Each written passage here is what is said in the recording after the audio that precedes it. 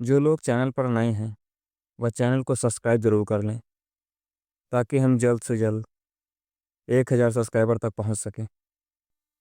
हमारे इस एपिसोड की शुरुआत होती है वहीं से जहां से हमारा पिछला एपिसोड ख़त्म हुआ था। सीएम के ऊपर सोल्जर अभी भी गोली चला रहे होते हैं, जिसकी वजह से हेलीकॉप्टर काफ़ी ज़्यादा डैमेज हो जाता है और ब्लास्ट होने ही वाला होता है। तभी सीएम हेलीकॉप्टर के ऊपर का ग्लास निकालकर पायलट को बाहर खींच लेता है और ब्लू हाउस में लैंड करता है।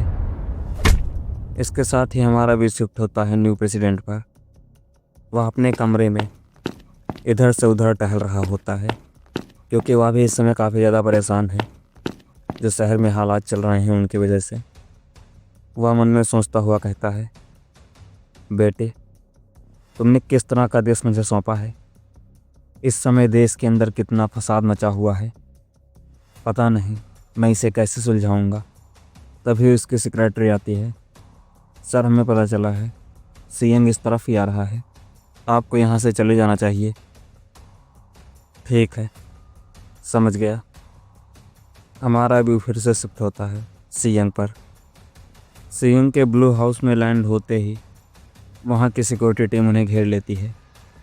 सोल्जर्स को ऑर्डर आते हैं, चाहे कुछ भी करना पड़े, उसे पकड़ो या फिर मार दो। हम नहीं चाहते कि वह पिछली बार की तरह यहाँ से भी भाग जाए।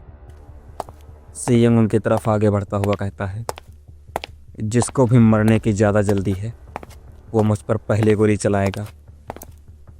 अगर मौत से डर लग रहा है तो गोली चलाने के बारे में सोचना भी मत, वरना यहीं पर बीच से फाड़ दूंगा। सीएम की कही हुई बातों का उन पर कोई असर नहीं पड़ता। वह सीएम पर गोली चलाना शुरू कर देते हैं।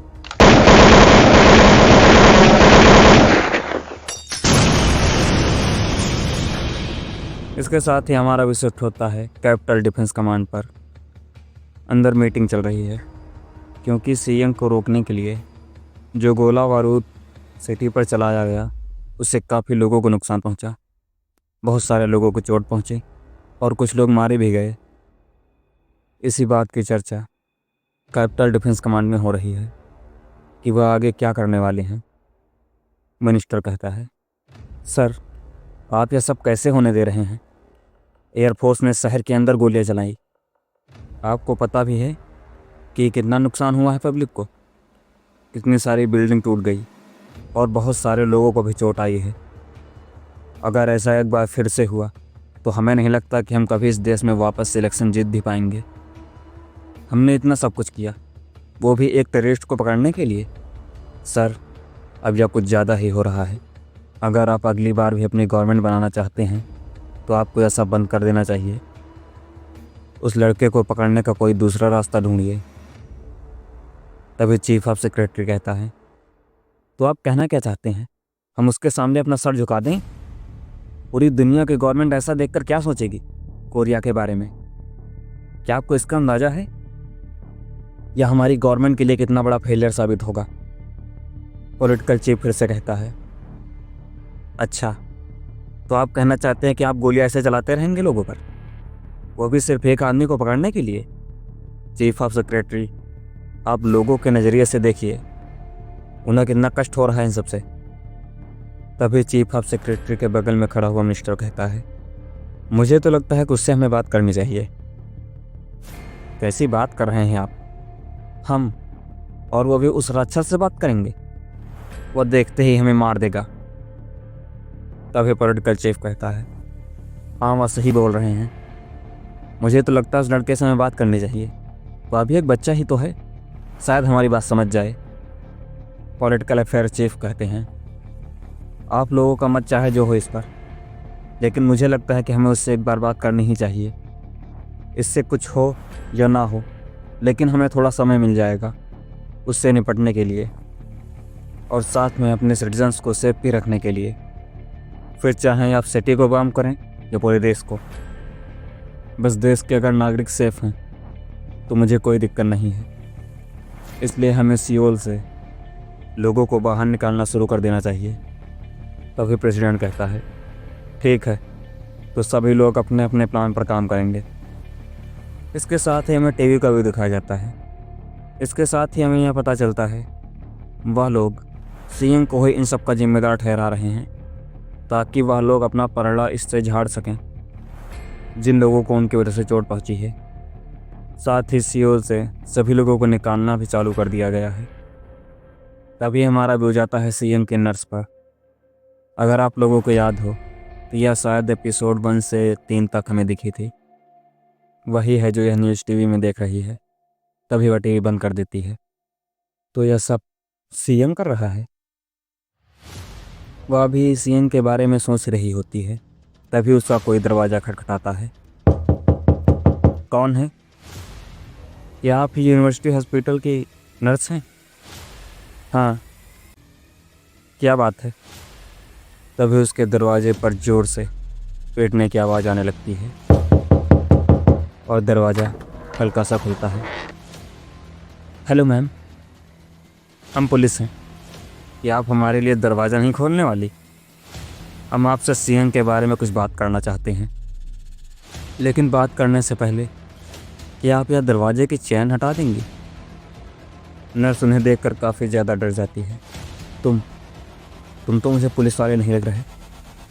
अगर तुम लोग अभी यहाँ से नहीं गए तो यह सुनते ही वह लोग पागल हो जाते हैं। साली कुतिया, दरवाज़ा खोल, नहीं तो यहीं पर जान से मार दूंगा। वह अभी इतना कहते ही हैं तभी उन पर बाहर से कोई गोली चला देता है। उसके साथ जो दूसरे ऑफिसर भी होते हैं वह भी चौंक जाते हैं। आखिर यहाँ हो क्या रहा है? इससे पहले कि वह कुछ समझ पाते उन पर भी कोई गोली चला देता है। नर्स डरते हुए दरवाजे के पास जाती है। तो तुम्हें पता चल गया, लेकिन तुम काफ़ी स्लो हो। फिर हमें पता चलता है जिसने पुलिस वाले के ऊपर गोली चलाई है वह सीएम की फ्रेंड ही है। उसे देखकर नर्स चौंक जाती है क्योंकि इसको अभी भी नहीं पता है कि उसके सामने जो लड़की खड़ी है वह उसकी दोस्त है या दुश्मन। इसके साथ ही हमारा भी वापस से शिफ्ट होता है सीएम पर। सीएम ने जिस पायलट को हेलीकॉप्टर ब्लास्ट होते समय बचाया था वह हम नींद से उठ चुका है क्योंकि इतना सारा सदमा झेलने के बाद अब कौन ही होश में रहेगा। उठने के साथ ही वह कहता है, लगता है यह एक सपना था। तभी वह सीएम की ओर देखता है। मैं इतना बड़ा अनलकी कैसे हो सकता हूँ? यह तो साला अभी भी यहीं पर है। मुझे थोड़ी देर तक और बेहोश होने का नाटक करना चाहिए था।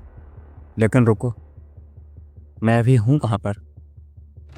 अरे नहीं, यह तो ब्लू हाउस है। क्या मैं उसके अंदर हूँ? यह तो पागलपन है। सीएम कहता है, तो तुम उठ गए? मुझे तुमसे कुछ काम है। इसके साथ ही हमें ब्लू हाउस के बाहर का व्यू दिखाया जाता है। बाहर मैट्री ने अपना कैंप लगा दिया है। सभी लोग नज़र रख रहे हैं। तभी उनके कैंप में वही पायलट आ जाता है जो सीएम के साथ में था। तो तुम एयरफोर्स से हो? हाँ सर। और एयरफोर्स से कोई यहाँ पर कैसे है?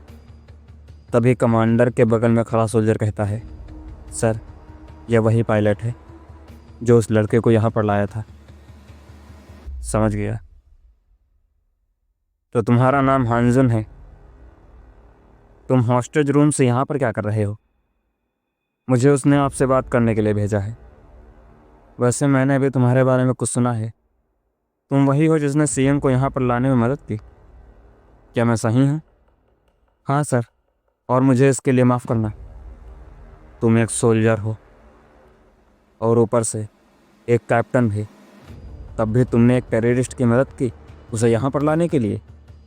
मैं तुम्हें बता दूँ, यह काम तो सिर्फ एक टेररिस्ट ही कर सकता है। लेकिन सर इसमें तभी उसे 2 सोल्जर पकड़ कर नीचे गिरा देते हैं। कैप्टन हान, तुमने अपने कंट्री के खिलाफ जाकर काम किया है। तुम्हें एक टेररिस्ट मानकर कोर्ट का तुम्हारे ऊपर मुकदमा चलेगा। इसे यहाँ से ले जाओ। वह उसे कैंप से घसीट कर बाहर ले आते हैं। मुझे लगा ही था कि मेरे साथ कुछ ऐसा ही होगा। आखिर कौन ही होगा जो मेरे जैसे सोल्जर की मदद करेगा? वो भी वह जो एक टेररिस्ट को ब्लू हाउस में ले आया। वह उसे गाड़ी में बैठा कर ले जाने ही वाले होते हैं। तभी वहाँ पर सीएम लैंड करता है। और लैंड होने के साथ ही सामने वाली गाड़ी के चीथड़े उड़ा देता है और पायलट को अपने हाथों में पकड़ लेता है। तभी मिलिट्री कैप्टन कैंप से बाहर निकलता है। तुम लोग देख क्या रहे हो, शूट करो उसको। वह सियंग के ऊपर गोलियां चलाने ही वाले होते हैं। तभी सियंग एक जंप मारता है और वापस ब्लू हाउस में पहुंच जाता है। और इसी के साथ हमारे इस एपिसोड का अंत हो जाता है। अगर आपको हमारी वीडियो पसंद आती है तो वीडियो को लाइक करें, चैनल को सब्सक्राइब करें और कमेंट करके ज़रूर बताएं आपको हमारा वीडियो कैसा लगा। अब हम मिलेंगे ऐसे ही किसी वीडियो में। तब तक के लिए धन्यवाद।